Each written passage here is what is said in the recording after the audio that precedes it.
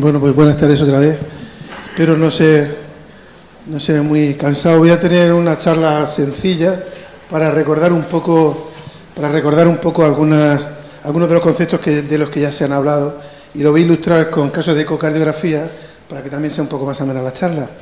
Estoy muy contento de ver cómo está el auditorio, es increíble. Voy a hablar de la ecografía como herramienta diagnóstica y pronóstica en el paciente con síncope. Como habéis visto hasta ahora, lo más importante del paciente con síncope es la anamnesis. La historia clínica dirigida y bien hecha es fundamental en cardiología y en el síncope. Y si nos tenemos que quedar con una única prueba, nos tenemos que quedar con el electrocardiograma, como ya se ha dicho hasta ahora. ¿Y la ecografía? Pues la ecografía tiene una cosa buena, y es que es muy sencilla de hacer, es muy barata y está muy disponible. Está muy disponible en los servicios de cardiología y está muy disponible para vosotros si lo necesitáis, que lo podéis pedir directamente. Y desde ese punto de vista, pues es una técnica barata y accesible. La otra cosa buena es que detecta, o puede ayudar a detectar, un grupo de síncopes que son de gran interés, que son los síncopes cardiogénicos, porque son los que peor pronóstico y mayor mortalidad tienen. Desde este punto de vista, para diagnosticar y confirmar la sospecha de síndrome de síncope cardiogénico, pues tiene interés. Mirad, la ecografía nos ofrece hoy en día una gama muy importante, muy grande de variedades que nos pueden ayudar para el diagnóstico. Tenemos ecografía transtorácica, transesofágica, podemos utilizar las herramientas del Doppler, contraste, tridimensional, y por tanto se ha ampliado un poco el espectro de posibilidades diagnósticas. Básicamente lo bueno del eco es que puedo ver la anatomía cardíaca y puedo ver la función cardíaca con mucha facilidad. ¿Y para qué? Pues básicamente para realizar el diagnóstico de la cardiopatía y para poder establecer un pronóstico acerca de la cardiopatía que estoy diagnosticando. Si os dais cuenta, en el algoritmo de síncope del que ya hemos hablado y que ya hemos mostrado esta tarde, fijaros que en el algoritmo diagnóstico no está el eco. Y de hecho no es una prueba que yo inmediatamente tenga que pensar que tengo que solicitar. Lo que pasa es que cuando aplico el algoritmo diagnóstico que hemos consensuado, puede ser que el síncope no me cuadre como neuromediado, puede ser que no me cuadre como ortostático, puede ser que no me parezca una hipotensión del anciano, puede ser que no me cuadre como algo neurológico, que rara vez es causa de síncope, por cierto, ni como algo metabólico o tóxico. Me queda ahí el grupo de la posibilidad de cardiogénico. Y en ese momento es cuando tengo que pensar en que a lo mejor tengo que solicitar un ecocardiograma. Si vamos a las guías que han sido publicadas recientemente en la Sociedad Europea de Cardiología, nos dice que empleemos, que la única utilidad que tiene la ecografía es una utilidad diagnóstica y la utilidad pronóstica de la que hemos hablado. Y básicamente solo dice que utilicemos el eco en aquellos pacientes con sospecha de síncope de origen cardiogénico, para confirmar o descartar dicha sospecha. Ya hemos hecho la anamnesis, ya hemos orientado al paciente, ya pensamos que puede ser cardiogénico, y entonces es cuando intentamos confirmarlo con el ecocardiograma. Nosotros, un ecocardiograma, enseguida podemos diagnosticar la anatomía y la función, lo estamos viendo inmediatamente. Esto es un ecocardiograma normal. En el ecocardiograma normal vemos muy bien cómo se relaja, cómo se contrae el corazón, cuáles son sus estructuras, sus válvulas, sus cavidades. Podemos medir cada uno de los segmentos, ver cómo se relajan, cómo se contraen. Podemos analizarlos uno a uno, y luego tenemos un montón de herramientas en el Doppler, con el modo M, con el color, etcétera, que nos permite hacer un diagnóstico rápido y certero. Y yo creo que nos tenemos que hacer, cuando un paciente tiene un síncope, respecto a la posibilidad de diagnóstica, respecto a las posibilidades etiológicas, dos preguntas. La primera sería si este paciente que ha sincopado es posible que tenga una cardiopatía estructural subyacente y que no se me pase. Por tanto, ¿es posible que el síncope sea de origen cardiogénico? Bueno, ya hemos visto que hay unas herramientas, como ha dicho Sergio, clínicas, electrocardiográficas, la posibilidad del electro y la monitorización, como ha dicho Javier. Pero bueno, en el caso que yo me haga esta pregunta porque el paciente me parece que el origen del síncope es incierto, tengo que pensar que igual la ecografía me va a abrir una puerta diagnóstica. Y aquí os voy a recordar un poco la fisiopatología del síncope cardiogénico y un poco lo que tenéis que tener en la cabeza cuando venga un paciente y queráis tener seguridad sobre si esto es cardiológico o no. por el pronóstico, porque ya hemos dicho que los síncopes cardiogénicos tienen peor pronóstico. Y yo creo que os tenéis que acordar de esto que os he puesto abajo en la diapositiva. Es decir, el síncope cardiogénico puede ser obstructivo. Hay algo que no le deja pasar la sangre por la válvula aórtica, que no deja salir la sangre del corazón. Eso es fácil de acordarse. Y hay una patología que no deja salir la sangre del corazón, porque hay una obstrucción a la salida.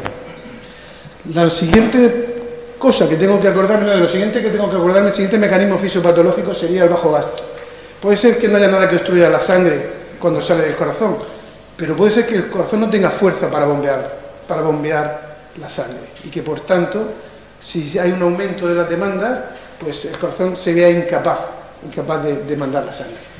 Y por último, podríamos tener una arritmia, una bradiarritmia o una taquiarritmia, muy frecuentemente con un sustrato cardiológico que yo puedo ver con ecografía, porque muchas de las patologías que dan, por ejemplo, arritmias ventriculares, pues tienen un sustrato de cardiopatía estructural que yo puedo diagnosticar.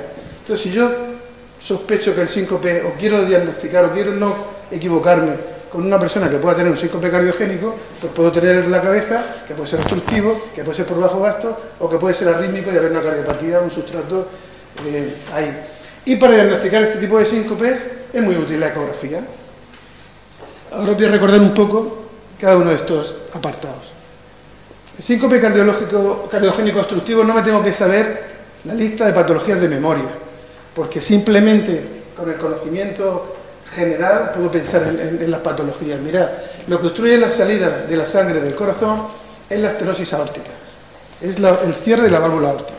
El cierre de la válvula aórtica, la fibrocalcificación que se produce por la edad generalmente, también hay causas congénitas más juveniles, pero por la edad se va cerrando, nuestra población envejece mucho y al envejecer mucho pues la válvula aórtica se va calcificando y tenemos que pensar siempre en la estenosis aórtica severa.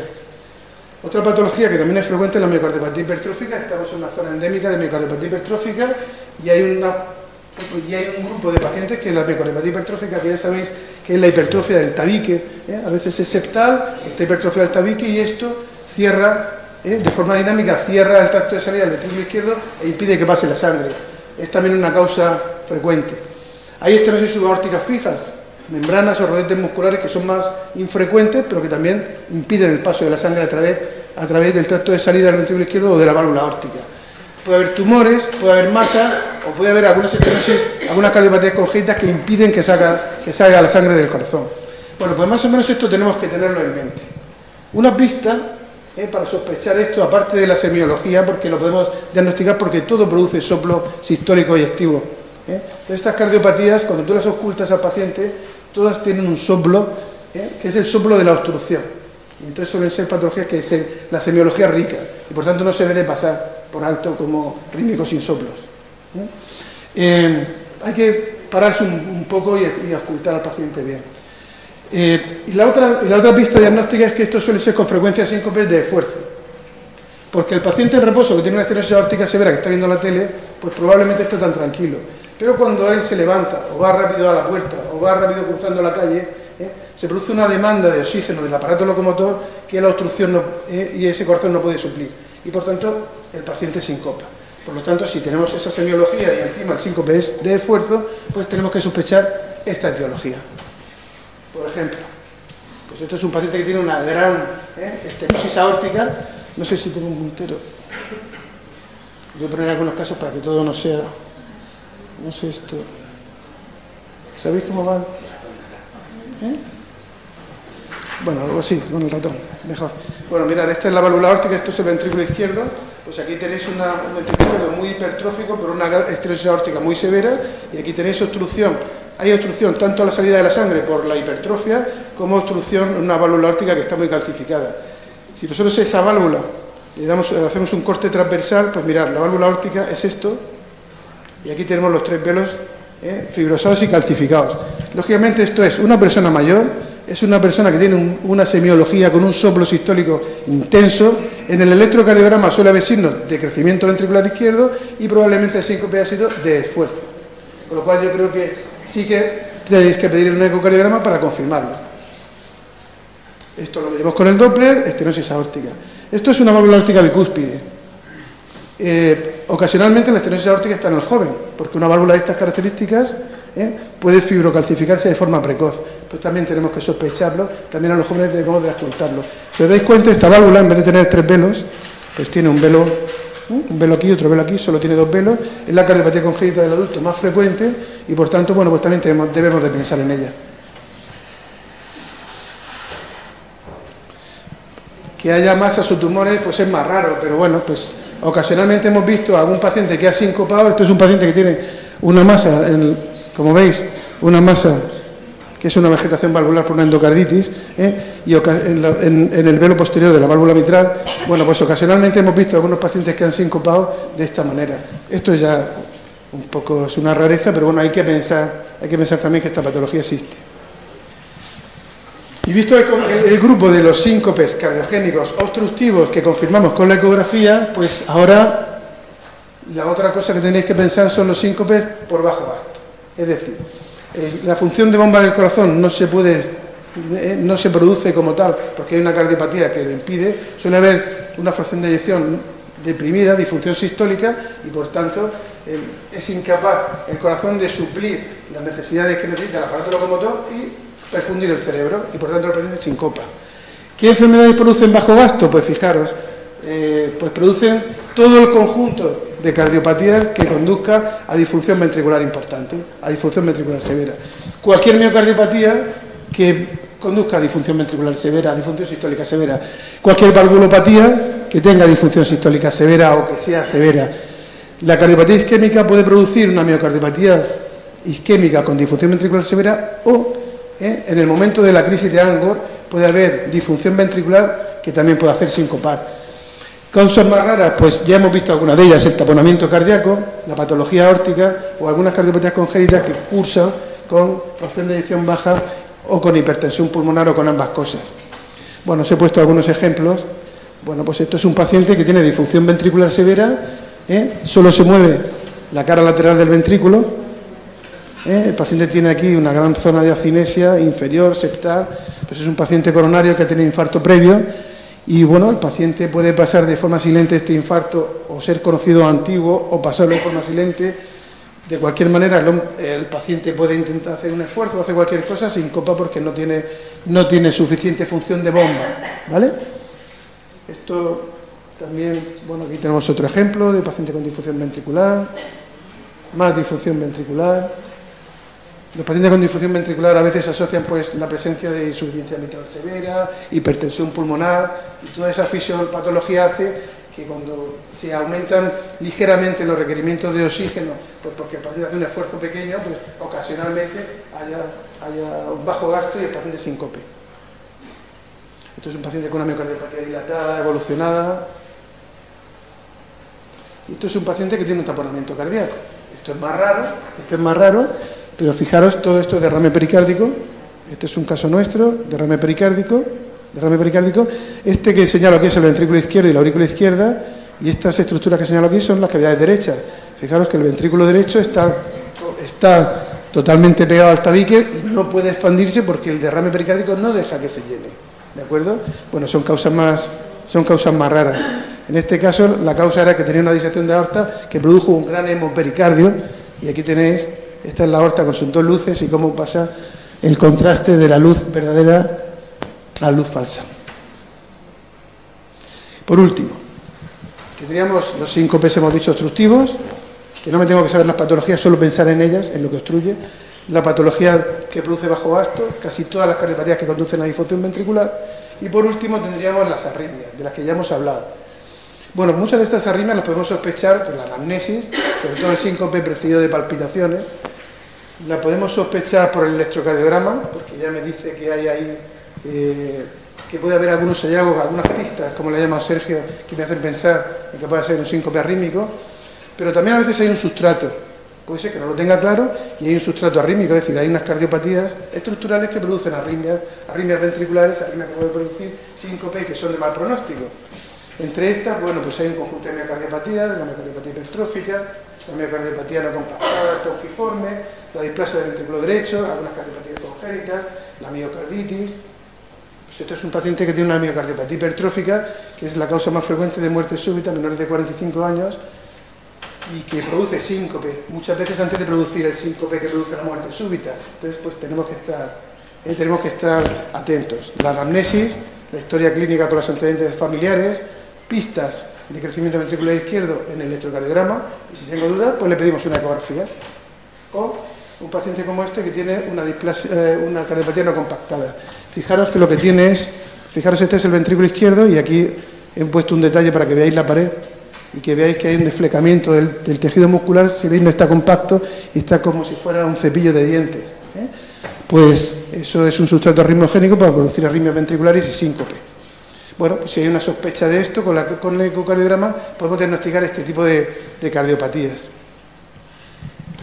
Y por último, además de la utilidad diagnóstica, pues también tiene utilidad pronóstica. Dice las guías de síncope que el eco tiene estas dos ventajas. No explica muy bien. Yo he hecho esta diapositiva de lo que a mí me parece que tiene utilidad pronóstica.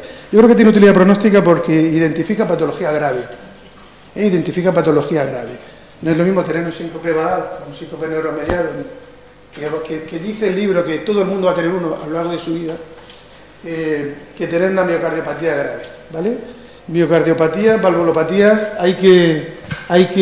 bueno, pues el eco puede detectar la patología grave. También detecta patología urgente. También detecta patología que hay que hacer a lo urgente. Por ejemplo, el taponamiento cardíaco y hay que hacer una pericardiocentesis. El infarto agudo de miocardio, que hay que hacer una angioplastia primaria, o un tromboembolismo de pulmón que hay que trombolizar.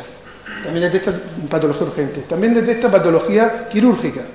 Por ejemplo, ese taponamiento cardíaco por esa disección aórtica de la aorta ascendente es quirúrgica.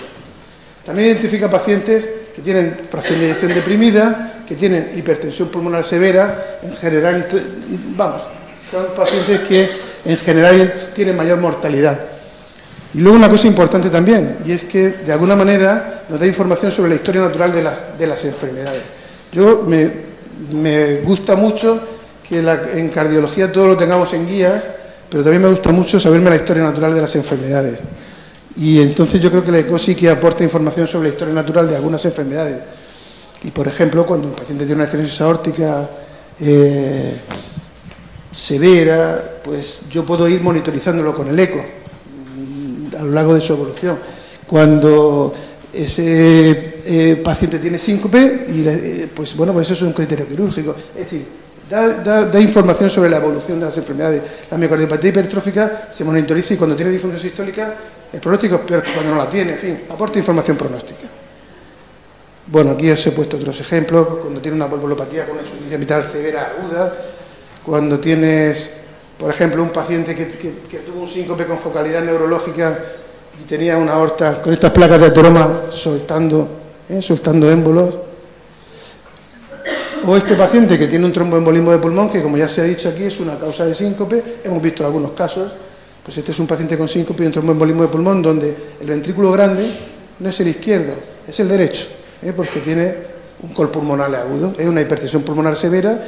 Este es un corte transversal del ventrículo izquierdo, y del ventrículo derecho, como veis, el izquierdo es pequeño y tiene un tabique que no puede, que el ventrículo derecho no le deja, está rectificado porque el ventrículo derecho, la sobrecarga de presión, no le deja expandirse. Y estos son un poco los mensajes con los que quería que os quedarais esta tarde. Debemos de realizar un ecocardiograma a todo paciente con síncope en el que sospechemos que su origen puede ser cardiogénico. El ecocardiograma, en este caso, es una herramienta diagnóstica útil porque nos sirve para confirmar o diagnosticar esa sospecha clínica. Y además, si la patología que diagnosticamos es una patología grave, pues nos aporta bastante valor pronóstico. Muchas gracias.